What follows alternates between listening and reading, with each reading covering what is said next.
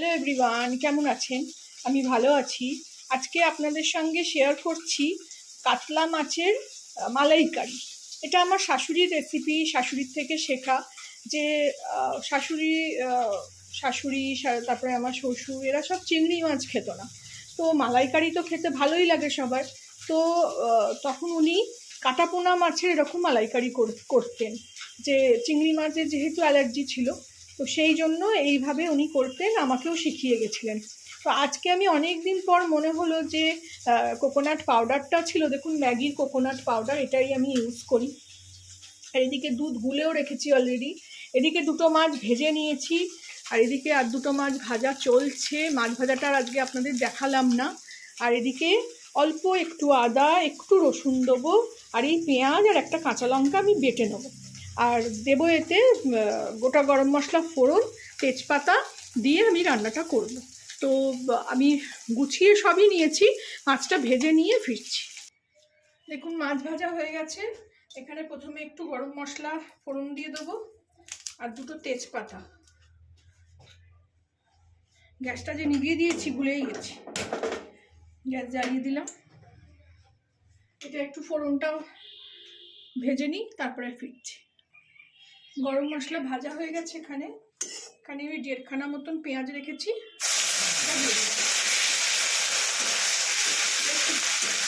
শিলনোড়াটা বেটে নিলাম।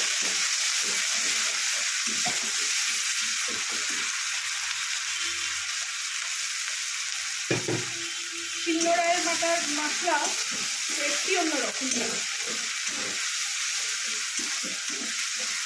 পেঁয়াজটা ভালো করে কষিয়ে নিচ্ছি। এর মধ্যেই দিয়ে দেবো একটু রসুন, আদা আর কাঁচা লঙ্কা একটা বেটেছি। আপনারা এখানে চাইলে শুকনো লঙ্কা দিতে পারেন।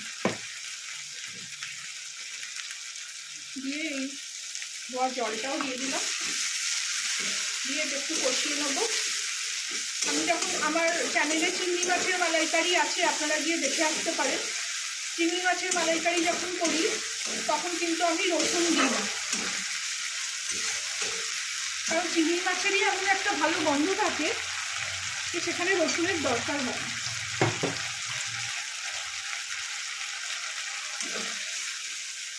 এর মধ্যে এবার একটু শুকনো মশলা দিয়ে দেবো, একটু জল দিই।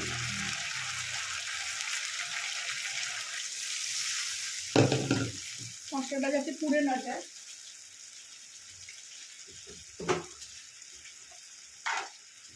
এর মধ্যে দেবো একটু হলুদ। আপনাদের যাদের চিংড়ি মাছে অ্যালার্জি, খেতে পারেন না, তারা এইভাবে পোনা মাছের মালাইকারিও করতে পারেন। তাতে একটু রসুন আদা দেবেন, কোনো আঁশটানি গন্ধ লাগবে না।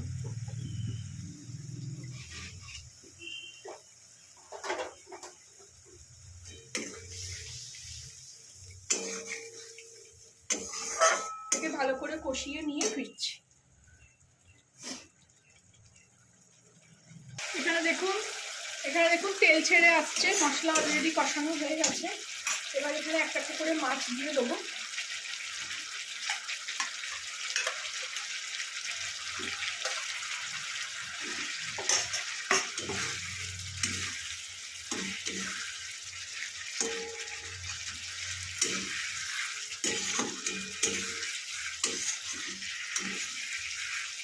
এবার দিয়ে দেবো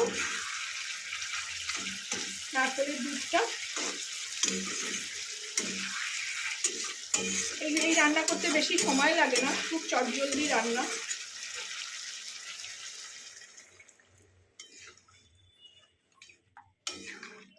নারকেলের দুধ দেওয়া মানেই তার টেস্ট বদলে গেল। একটু বাটিটা ধুয়ে জল দেবো।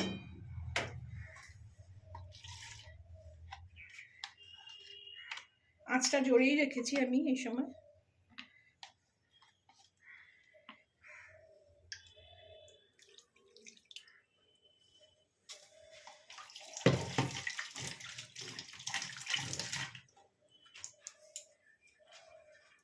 এতে এবার একটু স্বাদ মতো নুন দিয়ে দেবো।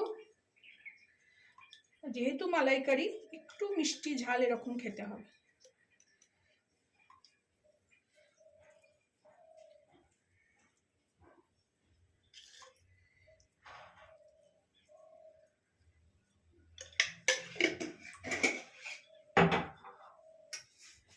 চিনি দিয়ে দেবো।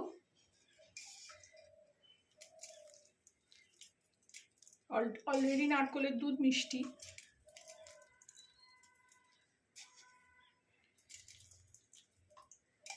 আর মোটা দানার চিনি তো বেশি লাগে না।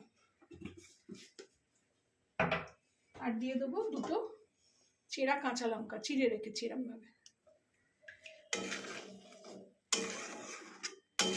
এটা এবার ফুল হাই হিটে রান্নাটা করব।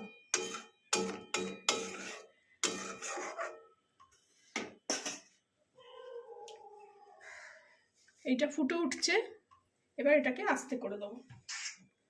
না, হাই হিটেই করবো, সরি ভুলেই যাই, আস্তে করে করি তো রান্না সব সময়, তো ওই মাথায় চলতে থাকে যে এবার কমিয়ে দেবো। এটা একটু ফুটুক, তারপরে আমি ফিরছি।